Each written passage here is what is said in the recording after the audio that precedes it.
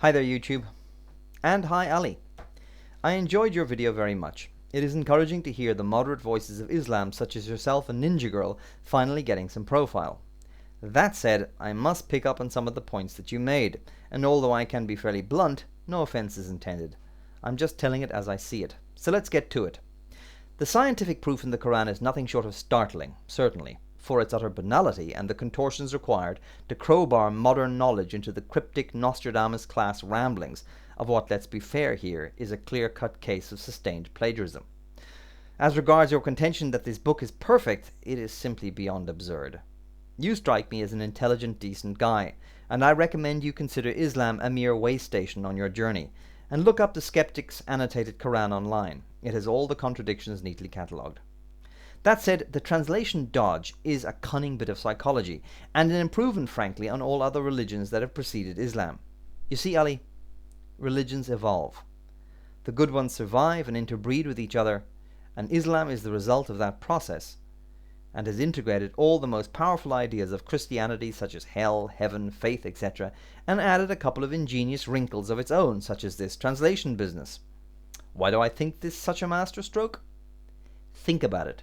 First, it forces many of the adherents of the religion to undergo a slavish and hypnotic self-indoctrination by learning the entire Quran by rote. This is nothing short of brilliant, leveraging the initial enthusiasm of new converts for maximum benefit. Secondly, it provides a ready-made rebuttal to any criticisms of the book. These take the form of, but you are reading an English version of the Quran, and this is merely a shadow of the substance of the real thing. One has to admit that as a response, this is a major improvement on die infidel scum. Again, one can only smile in admiration at the sheer ingenuity of the scam. And it is a scam, Ali. All religions are a scam. The sheer bald-faced, exuberant effrontery of lecturing on humility while in the same breath claiming to know things that no one can possibly know, promising heaven for those who accept this divine twaddle and hell for those who don't. What is this other than a protection racket? Without the actual protection, of course. The Mafia, in fact, offer a better deal in case you're interested, and they only threaten death as opposed to eternal damnation, but I digress. I so often do. You make quite a lot of the argument from design, and this is a common tack for theists to take. The massive glaring flaw here is that we assume buildings have been built because we have seen thousands of them up close, seen them being built, and perhaps even been involved in the building industry. At the very least, most adults have done a little DIY themselves. There is absolutely nothing startling about drawing the conclusion that buildings require builders. So it is misleading to then make the leap that because the universe is complex, it must have been built. We have only a single example of a universe to examine.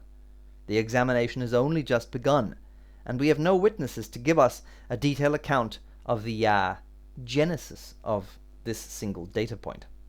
The origin of buildings, paintings, or 16th century castles built entirely of pasta are not comparable with the origin of universes. You are a decent guy who has been ill-served by the faction that have convinced you that Islam is something more than just another Abrahamic death cult like Christianity and Judaism before it. Keep searching, and good luck on your journey. I wish you all the best. Peace.